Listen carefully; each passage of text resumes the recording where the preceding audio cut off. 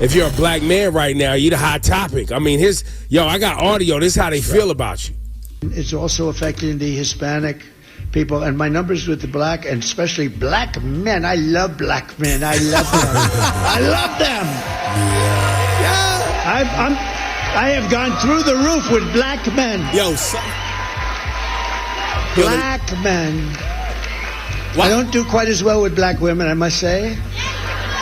I don't know why, but I'm sure that'll work out too. But I do appreciate it. I do. You played yourself just because he played himself, or black men are playing themselves if they don't know that they playing in your face with that audio? I mean, it feels disrespectful every time he says black. Why does he say black? He says black.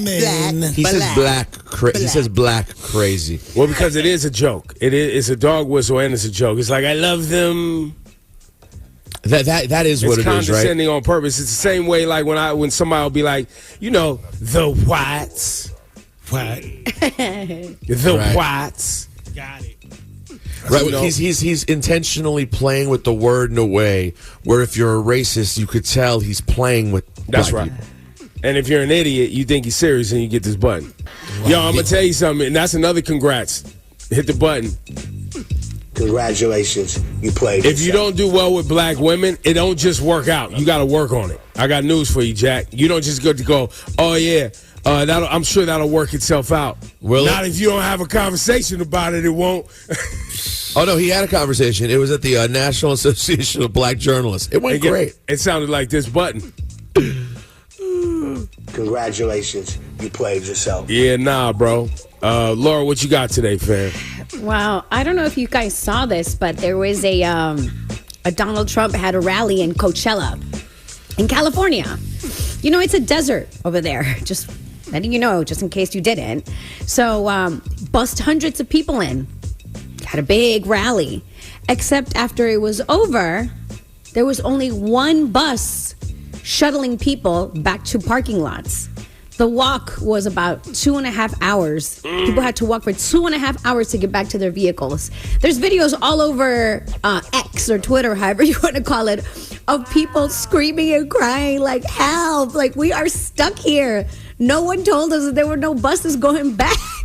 Wow. Bro, hours. They were like, yo, there's elderly folks here. There's people that need water. Fam. So bro can't plan a bus trip for people but want to be president. Got it. Well, my congrats is just an extension off of that, by the way.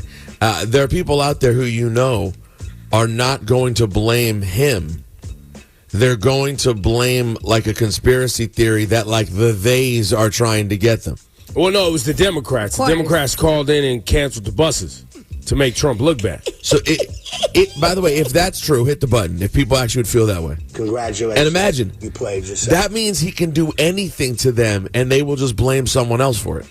Mind you, this was at the same rally where he got up in front of people in California and told them that if Governor Gavin Newsom didn't make policies that he agreed with, that he would stop the fire money.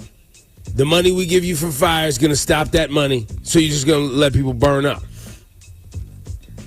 Wow. You're just going to let fires just engulf the state because you don't agree. He said that.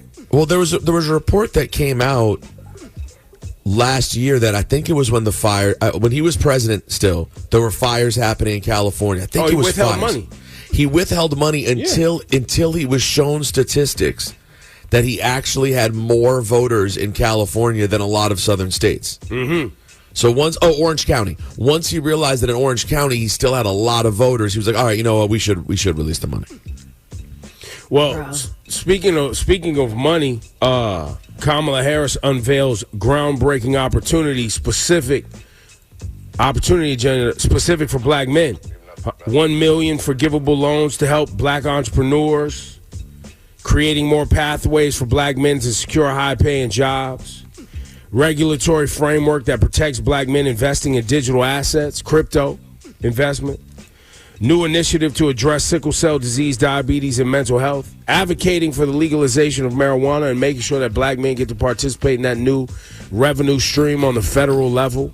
All sounds phenomenal. Bravo, Kamala. Bravo. You're listening.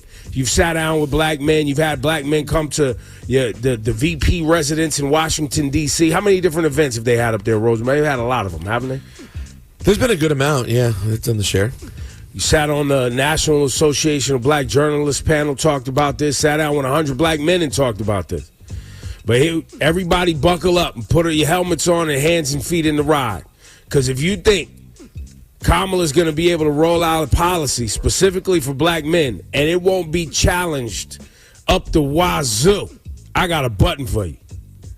Congratulations. You played yourself. There's a whole faction of people running around with the explicit and focused intent on upending anything equitable for black people. Look up the name Edward Blum. We've talked about it before on this program.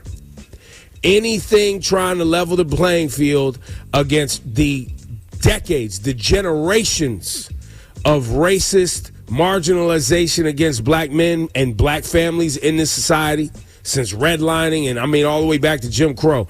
Anything that is an attempt to even the playing field is being brought to court and upended under the guise of using the civil rights legislation. That's how bonkers it is. They used the same legislation that said you cannot prevent someone from doing a thing based on race to say that you cannot help people based on their race. And that's a button.